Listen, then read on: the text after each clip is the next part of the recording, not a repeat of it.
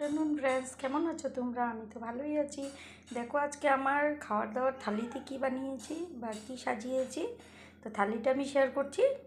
দেখো, এতে রয়েছে ভাত, আর এখানে ডাঙ্গটি আলু দিয়ে ভাজা করেছি, আছে ডিমের আমলেট, আর এখানে পাঁপড় ভাজা, আর এখানে শসার স্যালাড, সাথে কাকুচি লেবু, আর ডাল, পেঁপে আলুর ডালনা, আর ভাত করলা পুর।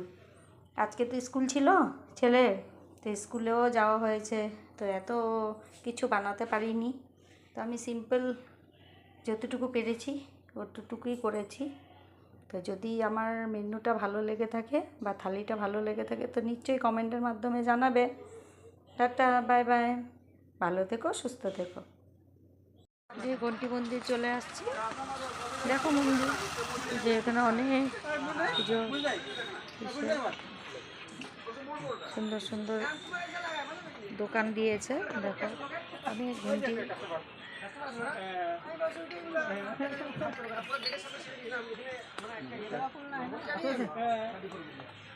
ধুতরা ফুল দেবে। হ্যাঁ,